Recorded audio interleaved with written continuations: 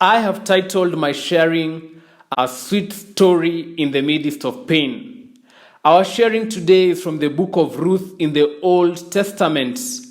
Ruth is a short 4-chapter book which each one of us can finish reading in just a few minutes, and I encourage us to do so. The book begins by introducing us to a family from Bethlehem in Judah that lived during the times when the judges ruled. But the book was definitely written years after King David was born. And I shall be sharing why I say so in the conclusion. So we read in the opening verses that there was a famine in the land. Hence Elimelech, his wife Naomi, and their 2 sons decide to move to Moab in search of food, or greener pastures as we would say. While in Moab, the 2 sons also married.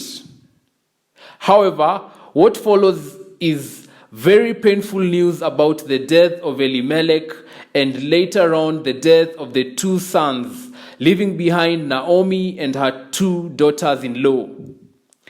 Let me pause there for a moment and say, life can be hard, life can be tough, life can feel unfair, very unfair at times. If you put yourself in the shoes of Naomi and imagine what Naomi was going through, you will be touched, even possibly shed a tear. Firstly, there is a famine in the land which forces them to leave Bethlehem to Moab. Then Naomi's husband passes on. Later, her 2 sons also pass on. All this must have been very difficult for Naomi, very painful indeed. However, reading the rest of the book, I noticed sweet things that happened, things that will make you shed more tears, but this time, tears of joy. I have counted and found at least 10 different sweet things, sweet occurrences which will amaze you and delight your hearts. Things which comforted Naomi and Ruth. Before I even delve into the sweet things that happened, let me say I draw a few similarities between the story of Ruth and what is happening in the world today with the coronavirus COVID-19 pandemic. Just like a famine, a pandemic is one of those events outside our control, something that negatively impacts on people's lives. And just like Naomi lost her loved ones, we don't know the reasons which led to their passing on, but just like Naomi lost her loved ones, many have lost their loved ones during this period. Moreover, the ripple effects from the pandemic have stretched into our economic lives, literally causing a financial famine that has weighed heavily on many families. So I find a parallel in terms of human suffering between the book of Ruth and what is happening in our world today. So let's turn to the sweet things that happen in the book of Ruth and see whether there is anything we can pick or apply in our current situation.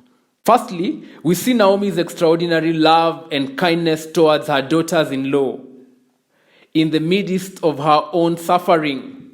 Naomi has gone through so much that at some point she even says, "Don't call me Naomi, call me Mara," which means bitter. And yet this has not stopped Naomi from radiating love onto others. She wishes her 2 daughters-in-law well and desires that they would find new families. She blesses them. "Go back, each of you, to your mother's home, and may the Lord show you kindness as you have shown kindness to your dead husbands and to me. May the Lord grant that each of you will find rest in the home of another husband." So sweet. Naomi's life had been riddled with painful events, and yet she is excelling in love. The second sweet occurrence I note is Ruth's loyalty to her mom-in-law. Her loyalty to Naomi was extraordinary, considering there was no obligation for her to cling to her mother-in-law. Even legally speaking, there was nothing to bind Ruth to her mom-in-law because Ruth's husband had died, and marriage vows are only till death do us part. So there was really no requirement that Ruth stays loyal to her mom-in-law, yet she chose to. Ruth tells Naomi, "Don't urge me to leave you or turn back from you. Where you go, I will go, and where you stay, I will stay. Your people will be my people, and your God, my God. Where you die, I will die, and there I will be buried." Amazing. Her vows seem even stronger than marriage vows.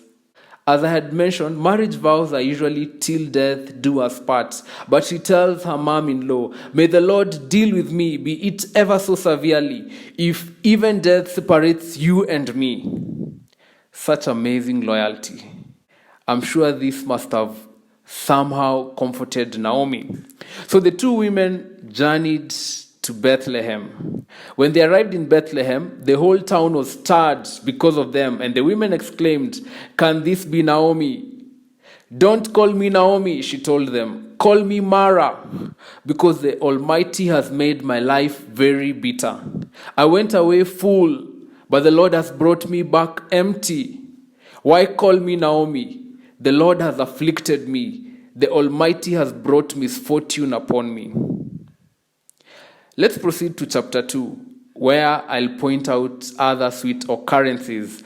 Chapter 2 begins by introducing us to a man called Boaz, who is described as a man of standing. Wow, what a good reputation. It so turns out that this man is a relative of Naomi through her late husband. Ruth says to Naomi, "Let me go to the fields and pick the leftover grain behind anyone in whose eyes I find favor." And it just turns out that the field she enters belongs to Boaz. Boaz later arrives from Bethlehem and notices a stranger in his farm. "Who does that young woman belong to?" Boaz asks his team. "She is the Moabite who came back from Moab with Naomi. She said, 'Please let me glean and gather among the sheaves behind the harvesters.' She came into the field and has remained here from morning till now, except for a short rest in the shelter." Some context. Gleaning was the act of collecting leftover crops from the fields after the harvesters were done harvesting. And it was a practice enforced to allow the poor to have something to eat. Listen to Boaz's response, which is my third sweet occurrence. So Boaz said to Ruth, "My daughter, listen to me. Don't go and glean in another field, and don't go away from here. Stay here with the women who work for me. Watch the field where the men are harvesting, and follow along after the women. I have told the men not to lay a hand on you, and whenever you are thirsty, go and get a drink from the water jars the men have filled." In other words, Boaz is extending kindness to Ruth. Ruth is so puzzled by this act of kindness towards a stranger. She bows down with her face to the ground and asks him, "Why have I found such favor in your eyes that you notice me, a foreigner?" Then Boaz replied, "I have been told all about what you have done for your mother-in-law since the death of your husband, how you left your father and mother and your homeland and came to live with a people you did not know before. May the Lord repay you for what you have done. May you be richly rewarded by the Lord, the God of Israel, under whose wings you have come to take refuge." Wow. You remember the second sweet occurrence we've talked about? Ruth's amazing loyalty to her mom-in-law. This had warmed the hearts of many, including Boaz. Boaz then provided Ruth with a meal, and she ate all she wanted and had some left over. Boaz even gives orders to his men. "Let her gather among the sheaves and don't reprimand her. Even pull out some stalks for her from the bundles and leave them for her to pick up." Boaz is asking his servants to intentionally drop some stalks so that as Ruth is gleaning behind them, she has so much to pick. Such inspiring acts of kindness. The fourth sweet thing I notice is Ruth not forgetting her mom-in-law. She not only carries back the barley she had gathered from the gleaning, but also carries the food that was left over after she had eaten enough. Remember, we've just read that after Boaz had served her a meal, she ate all she wanted and had some left over. She does not forget her mom-in-law. She carries some of this leftover food for Naomi to also have something to eat. Amazing. Ruth recounts to Naomi what happened earlier in the day and how she met Boaz. And the chapter ends by recording that Ruth stayed close to the women of Boaz to glean until the harvests were finished, and she lived with her mother-in-law. Let us now turn to chapter 3. The chapter begins with a very interesting story, which is my fifth sweet occurrence. Naomi comes up with a strategic plan, or do we call it matchmaking, to help her daughter-in-law find a husband and a new home. Naomi says to Ruth, "My daughter, I must find a home for you, where you will be well provided for. Boaz, with whose women you have worked, is a relative of ours. Tonight he will be winnowing barley on the threshing floor.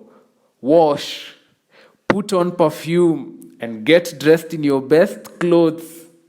And the story continues with Naomi strategizing and giving Ruth very good advice, which Ruth follows, as is recorded in verse 6, that Ruth did everything her mother-in-law told her to do. The sixth sweet happening is Boaz's response. When Boaz had finished eating and drinking and was in good spirits, he went over to lie down at the far end of the grain pile. Ruth approached quietly and covered his feet and lay down. In the middle of the night, something startled the man. He turned, and there was a woman lying at his feet. "Who are you?" he asked. "I am your servant Ruth," she said. "Spread the corner of your garment over me, since you are a guardian redeemer of our family." A guardian redeemer or a kinsman redeemer was a close, influential relative to whom members of the extended family could turn to for help, someone who would assist restore things. So Ruth requests Boaz to redeem her, and Boaz accepts. In fact, it appears to me Boaz accepted it delightfully, joyfully, because we read of Boaz saying, "The Lord bless you, my daughter," he replied. "This kindness is greater than that which you showed earlier. You have not run after the younger men, whether rich or poor. And now, my daughter, don't be afraid. I will do for you all you ask. All the people of my town know that you are a woman of noble character." Clearly, Boaz is honored and excited at the prospect of marrying and redeeming Ruth. But the seventh sweet thing I want to highlight is Boaz's selfless attitude. I mean, Ruth has expressed interest and Boaz is very happy about it.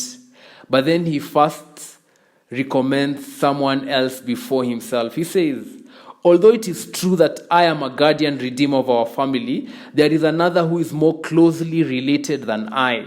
Stay here for the night, and in the morning, if he wants to do his duty as your guardian redeemer, good, let him redeem you. But if he is not willing, as surely as the Lord lives, I will do it." Boaz seems to be saying that even though he's very delighted at the thought of redeeming Ruth, he feels there is someone else more worthy, more deserving, and he puts that other person before himself. Amazing. Boaz was truly a great gentleman. You know, just that act of putting others before self. He even gives Ruth 6 measures of barley, saying, "Don't go back to your mother-in-law empty-handed," which is my 8th sweet occurrence. You know, acts of generosity, remembering others and providing for them. The rest of chapter 3 captures Ruth narrating to her mom-in-law how their plot went. Chapter 4. This is the last chapter, and this chapter crowns it all. My 9th sweet occurrence is Boaz marrying Ruth. Boaz summons the elders of the town and brings the matter of redeeming Ruth to their attention. In his selflessness, he recommends the other closer relative as being the suitable guardian redeemer or kinsman redeemer. And when the other person declines, fearing to endanger his estate, Boaz proceeds to redeem Ruth. It is recorded. Boaz announced to the elders and all the people, "Today your witnesses that I have bought from Naomi all the property of Elimelech, Kilion, and Mahlon. I have also acquired Ruth the Moabite, Mahlon's widow, as my wife, in order to maintain the name of the dead with his property, so that his name will not disappear from among his family or from his hometown. Today your witnesses." Wow. My 10th sweet happening is the blessings of a child that God brought their way. The child was biologically Ruth's, but the child was also Naomi's, as is captured in the verses that follow. We read that the Lord enabled Ruth to conceive, and she gave birth to a son. The women said to Naomi, "Praise be to the Lord, who this day has not left you without a guardian redeemer. May he become famous throughout Israel. He will renew your life and sustain you in your old age. For your daughter-in-law, who loves you and who is better to you than 7 sons, has given birth to him." Then Naomi took the child in her arms and cared for him. The women living there said, "Naomi has a son." And they named him Obed. He was the father of Jesse, the father of David. Wow. Both Naomi and Ruth must have been comforted by these new blessings that God had brought their way, despite all the pain and suffering they had earlier endured. At the beginning, I mentioned that the book of Ruth was written after King David was born, and I said I'll explain why I believe so in my conclusion. This is the reason. The book ends with the genealogy of David, meaning at the time of writing the book, the author knew how the lineage had progressed from the days of Naomi, Ruth, and Boaz to the days of David. Today, we know something else that the author never knew at the time. Something that Naomi, Ruth, and Boaz never knew, that they would be great-great-great-grandparents of Jesus the Messiah, in addition to being great-grandparents of David the King. I don't know what you pick from this book. There's plenty of lessons to learn. But let me quickly share my top 3. Feel free to also share yours.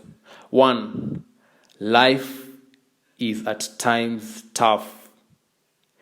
2, God's comforting hand is ever with his children, even during times when we can't directly see it. 3, we can be the sweet stories in other people's lives through acts of love and kindness. Lighting the candles of others. There's so much we can do to bless and help one another. God bless you. Amen.